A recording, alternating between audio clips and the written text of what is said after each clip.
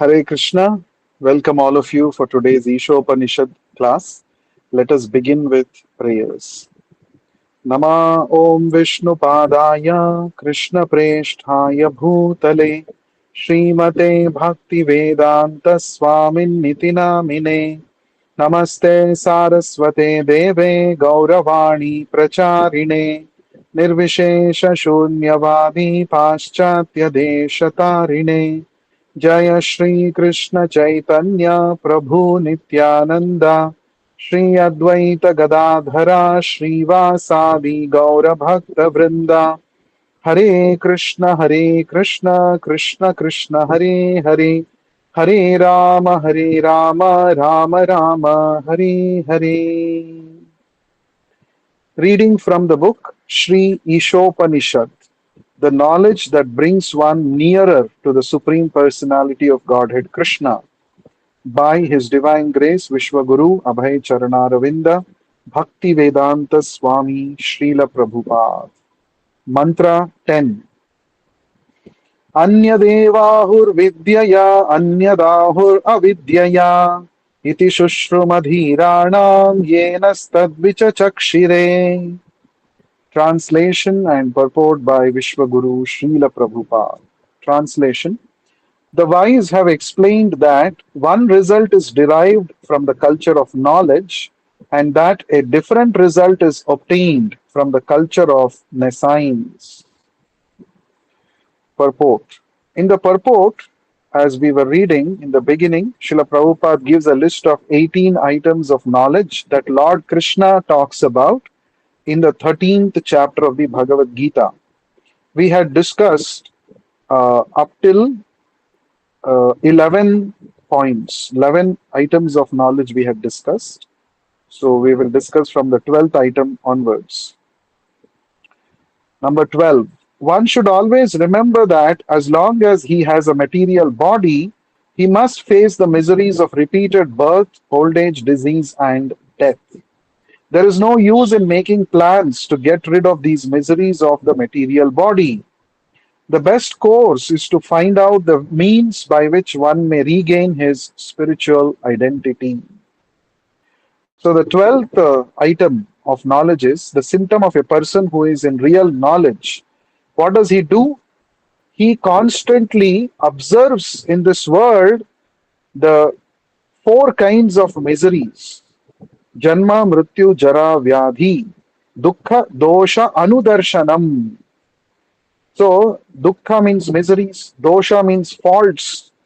The faults in this material world, janma, mrityu, jara, vyadhi, they are four miserable conditions which everybody is subjected to. A person in real knowledge constantly is aware of these four miseries. So he does not simply try to solve other problems and try to settle down in this world, but he thinks of how to get rid of these four miseries once for all. That is the symptom of a person who is in real knowledge. That means everybody is no doubt dealing with various kinds of problems. Everybody is trying to solve their problems. Some people are busy solving their financial problems. Some people are busy solving their physical problems, health problems. Some people are busy trying to find solutions for their relationship problems. Like this, different people at different levels are engaged in solving different types of problems. But actually, Krishna says in the Bhagavad Gita, real intelligent person is he who thinks of how to solve the root of all problems. The root of all problems is that I have forgotten Krishna, therefore I am subjected to illusion, and in this illusion, I have been taking on various bodies, different bodies, different species. I have been taking birth, I have been dying, I have been experiencing old age, disease. These are the real problems. And if I solve these problems, I don't have to solve any other problem, right? If we get out of this material existence once for all, we don't have to solve financial problems, health problems, relationship problems. See how this kind of a knowledge, many people Most of us in this world do not have. So that is the speciality of Bhagavad Gita, Gitopanishad.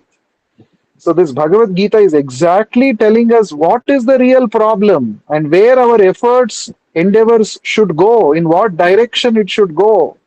Simply, we should not be busy doing some unnecessary things. So Krishna is saying a person who is in real knowledge, he understands that Janma, Mrityu, Jara, Vyadhi are the real four problems of material world, material existence, and I should solve this. How to solve this? We cannot, of course, solve these four miseries by ourselves. We have to approach Krishna, and Krishna can solve this problem for us. Anyone who takes shelter of Krishna can become free from these four miseries. Now, to approach Krishna and to take shelter of Krishna, we need to first approach a bona fide spiritual master. The spiritual master teaches us who is Krishna, how to surrender to Krishna, how to develop loving relationship with Krishna. The spiritual master teaches us. So therefore, a person who is in real knowledge uses his endeavors, his energy to surrender to Krishna through the instructions of the spiritual master, and thus put a full stop to the birth, death, old age, and disease, which are all miserable material conditions.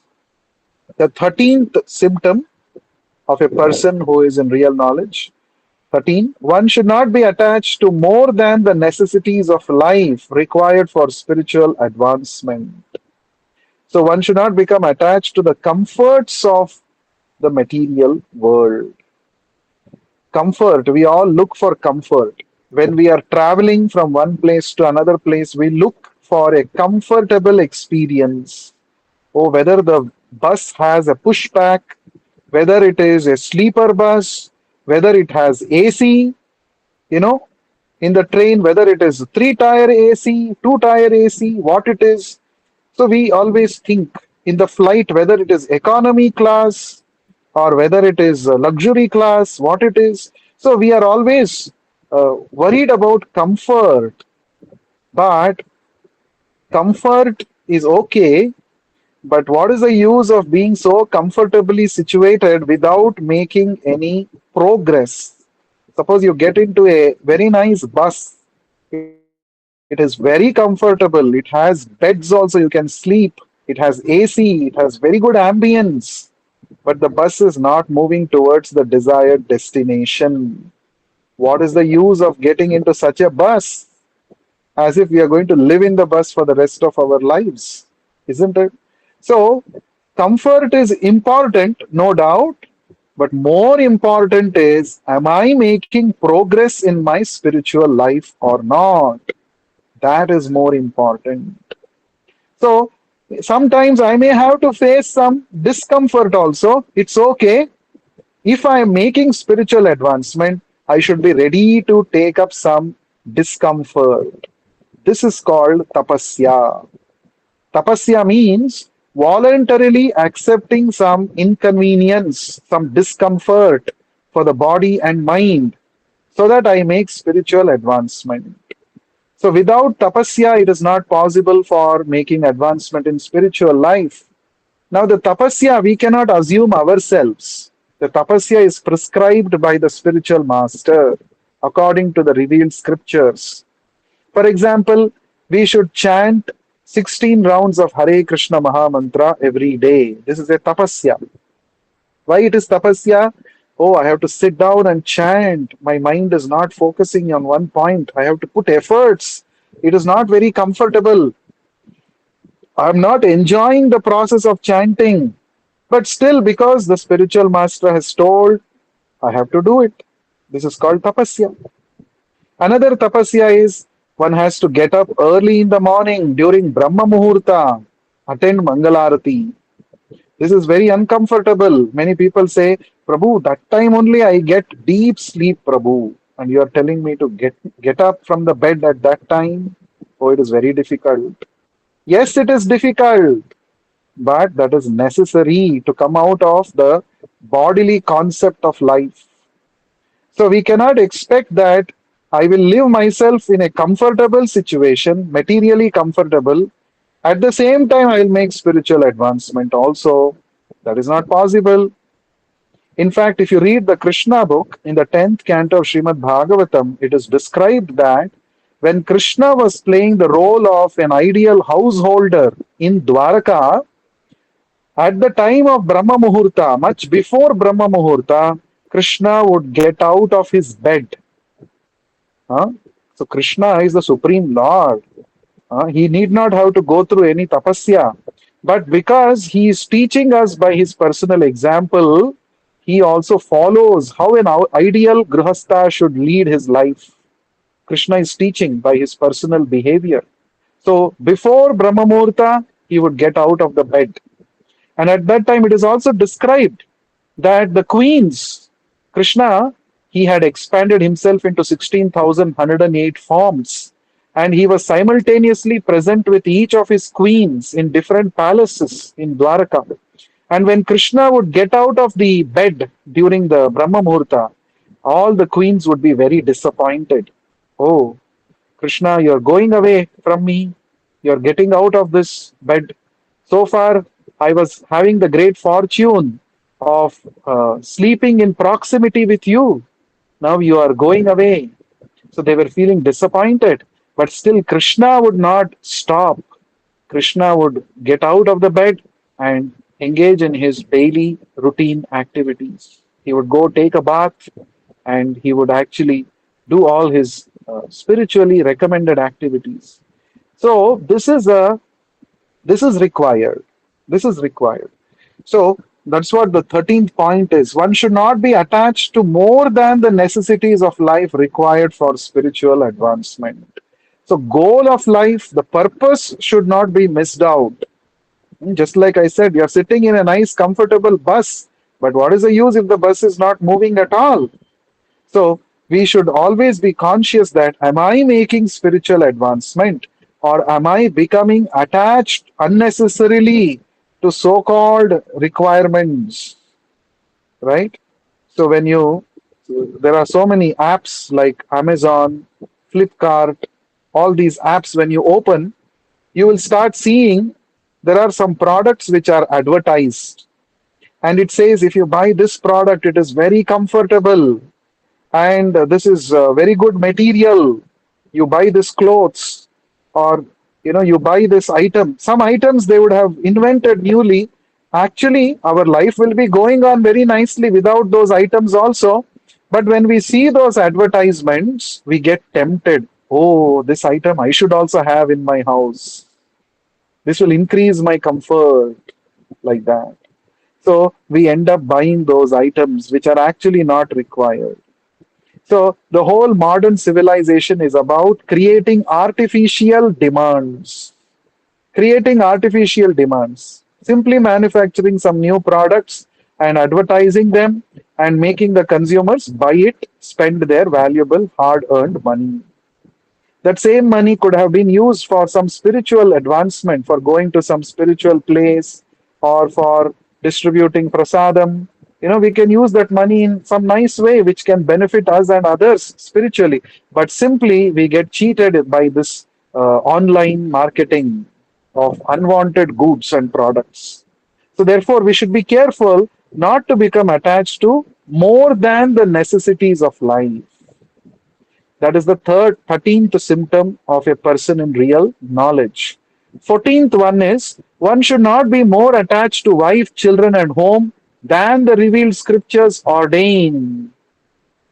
Yes, so Grihastha life is sanctioned in the revealed scriptures. Even by being a Grihastha, one can practice Krishna consciousness, one can go back to Godhead. There is no doubt about it. But the focus should be Krishna.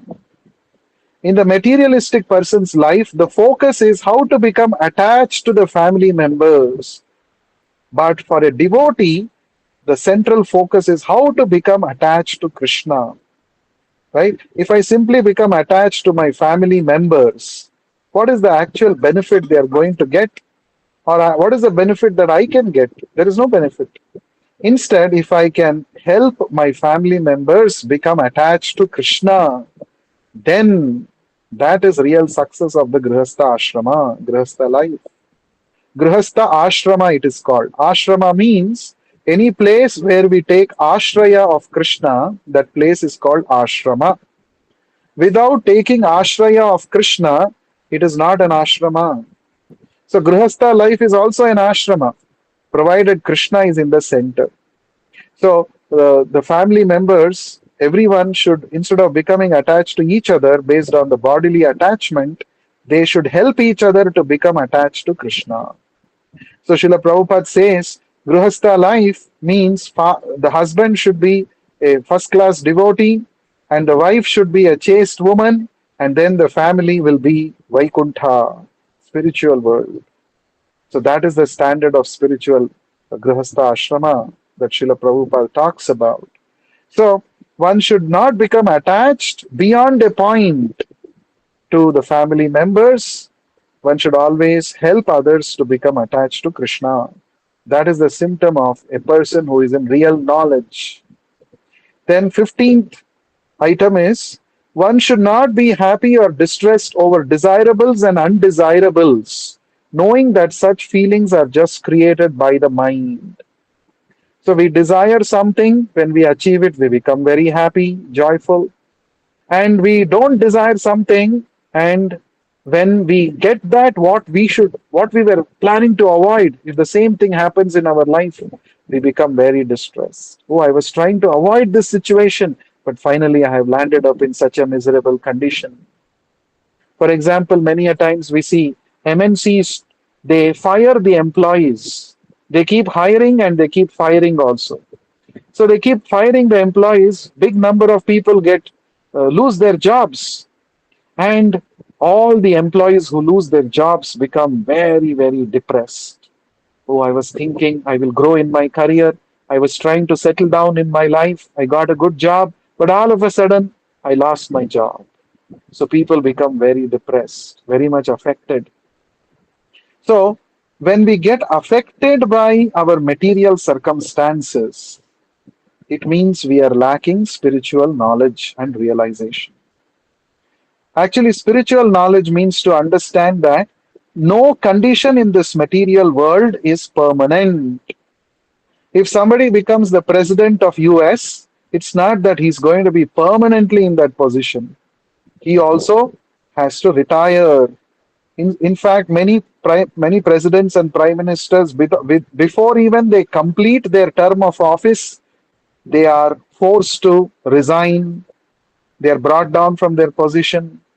So, if such big persons, if their positions are not permanent, then what to speak of my small job in one small company?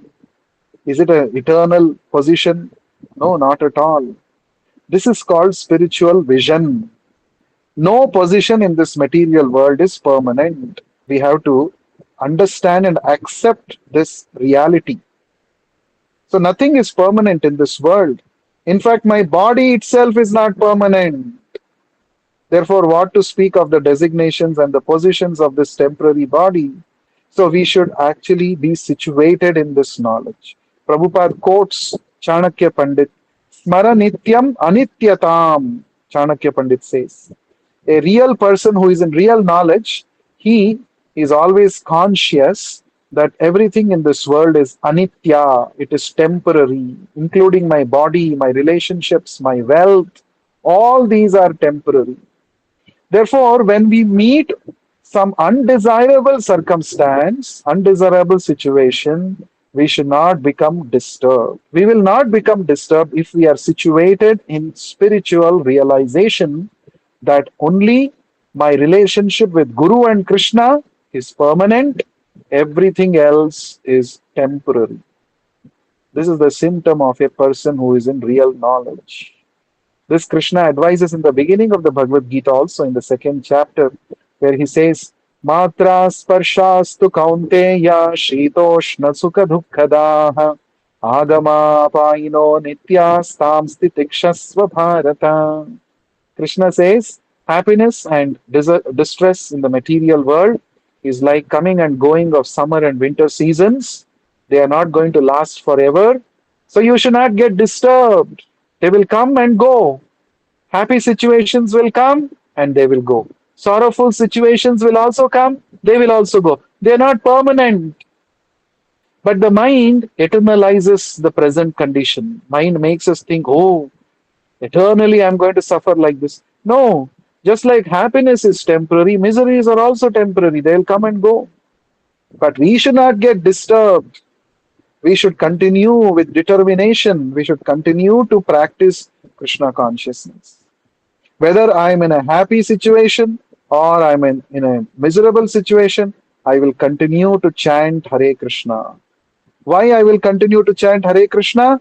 Because my relationship with my spiritual master and Krishna is the eternal reality. I'm chanting Hare Krishna because my spiritual master has instructed it, and I'm chanting Hare Krishna to revive my relationship with Krishna. Therefore, I have to go on with my chanting in all circumstances without getting disturbed. So, we should not become too happy or too distressed when we meet pleasurable and painful situations. These are all simply creations of the mind, these are not permanent situations. The 16th symptom is one should become an unalloyed devotee of the personality of Godhead Sri Krishna and serve him with rapt attention. In fact, if you want to follow all the other 17 items of this real knowledge, if you want to uh, execute, then you have to follow this one point to become an unalloyed, pure devotee of Krishna. One should become a pure devotee of Krishna. If you become a pure devotee of Krishna, automatically all other symptoms of real knowledge will manifest in your personality, in your life. And Prabhupada is saying here, we should become an unalloyed devotee. That means it is possible for anybody and everybody to become a pure devotee. It's not that, oh, only Prabhupada was pure devotee, only some select few can become pure devotee. No, anybody can become pure devotee, provided we follow the instructions given by the pure devotee spiritual master. Very, very seriously, sincerely, we should try to follow. We may have shortcomings, we may not be able to immediately come up to that standard, but that's okay. We should not lose heart. With determination, we should, with faith, we should execute the orders of the spiritual master. Then it is possible that one day we become completely pure and we can also engage as a pure devotee of the Lord. And Prabhupada is saying we should serve Krishna with rapt attention. That means without diverting our mind to anything else, without getting diverted, distracted, we should serve Krishna. Now, Prabhupada has given us an opportunity to serve Krishna every day. What is that? Kali Kale Krishna Namarupa Avatar. In Kali Yuga, Krishna has appeared in the form of his holy name. And Prabhupada has ordered us chant fixed number of rounds of Hare Krishna mantra every day. And when you are chanting, you should chant with rapt attention.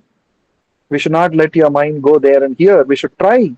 Mind is crazy. Mind will keep going there and here. But we should focus. We should try to bring the mind back on the sound of the mantra, Hare Krishna Maha Mantra. So this is how we should practice. We should train our mind and body, our intelligence to become, absorbed in serving Krishna. So chanting Hare Krishna means serving Krishna with rapt attention, because there is no difference between Krishna and the Hare Krishna mantra. So when you are chanting Hare Krishna Maha Mantra and hearing attentively, that means you are serving Krishna with rapt attention. And Prabhupada says this chanting Hare Krishna mantra will reveal everything about Krishna. Ata Shri Krishna Namadi na bhavet grahyam indriyaihi sevonmukhehi jihvadau swayameva spuradyataha. Prabhupada quotes this verse from the Padma Purana and says, one cannot understand Krishna, Krishna's name, Krishna's form, Krishna's qualities, Krishna's pastimes, Krishna's entourage by our materially contaminated senses. We cannot understand. But Sevon Mukhehi Jihvado, If we engage our senses beginning with the tongue in the service of Krishna, Swayameva Spuratyadaha, all these about Krishna, all these things about Krishna will be automatically revealed. So simply by chanting Hare Krishna Mahamantra, we can get the revelation about Krishna completely. So therefore, with rapt attention, we must chant the holy name. The 17th item of knowledge is one should develop a liking for residence in a secluded place with a calm and quiet atmosphere favorable for spiritual culture, and one should avoid congested places where non devotees congregate. Vivikta Desha Sevatvam. This is one of the 18 items of knowledge that Krishna gives in the 13th chapter of the Bhagavad Gita. Resorting to solitary places. What does that mean? That means a devotee who is in real knowledge will not want to go and engage himself in activities in those places where materialistic people meet and engage in their materialistic activities. That is the meaning. To avoid the association of materially motivated people. That is the meaning of resorting to solitary places. Solitary place means to be alone, to go to a secluded place.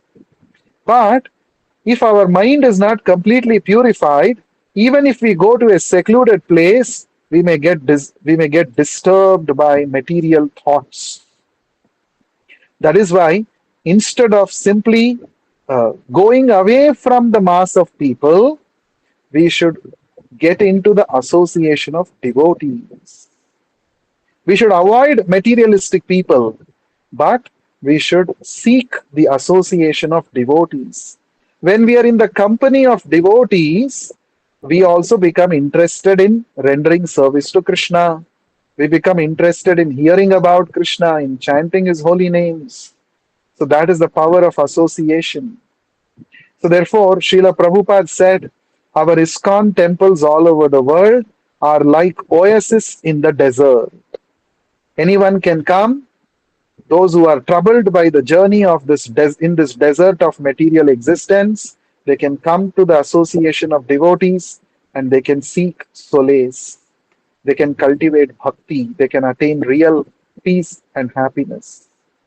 So this is an opportunity created by our spiritual master, Srila Prabhupada. So we should take advantage of devotee association by visiting temple regularly, by meeting devotees, by rendering service in the association and guidance of the devotees. The last item of knowledge, 18th one should become a scientist or philosopher and conduct research into spiritual knowledge, recognizing that spiritual knowledge is permanent, whereas material knowledge ends with the death of the body. So, there are a lot of scientists who do research about material knowledge, but material knowledge is temporary.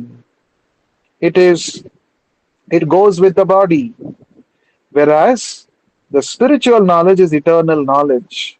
So if at all you have a tendency to do research, you want to analyze, why don't you research and analyze the Vedic scriptures and understand the spiritual knowledge in depth and try to present that spiritual knowledge to common people in an easily understandable manner.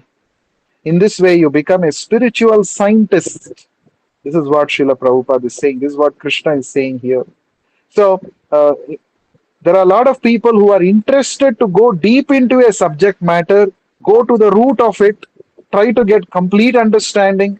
They spend hours together and they spend decades together researching a phenomena which happens in the material world. That's how scientists come up with various inventions and discoveries. But instead of simply dabbling with temporary material subject matter, why don't you research about spiritual subject matter? There is so much of knowledge presented in the Vedic scriptures, and each shloka of Bhagavad Gita, Bhagavatam, we can go in depth, study each word of the shloka, go in depth where that word is used in some other shloka, in which different context, how the same word is used. We can do so much analysis, we can do so much of research into this. It is just like churning the ocean of milk. and get the Amrita at the end. You will really enjoy. That's why Srila Prabhupada said, you should read my books scrutinizingly. Means you should analyze the content that I have presented in my books from different perspectives, from different angles of viewpoints. This is the meaning of studying Srila Prabhupada's books scrutinizingly. So we should spend quality time every day studying Srila Prabhupada's books. Prabhupada has painstakingly just slept for 3 hours in the night. He woke up in the middle of the night, 1 o'clock. He would wake up 1 a.m. He would start dictating the purports. He would write his books for our sake. So we must take advantage of Srila Prabhupada's transcendental literature, read them, distribute them, and read them, understand, and share this wisdom with more and more people. This is the meaning of becoming a spiritual scientist. So these are the 18 items of knowledge, real knowledge. So we will read the purport. There are some more important points Srila Prabhupada mentions in the purport to this 10th mantra. We will read that in the next session and discuss more. Thank you for your valuable time. Shri Ishopanishad ki jai. Vishwaguru Srila Prabhupada ki jai. Hare Krishna. Hare Hare Krishna Krishna Prabhu. Prabhu. Hare Thank Krishna you, Prabhu. Hare Hare Krishna. Krishna.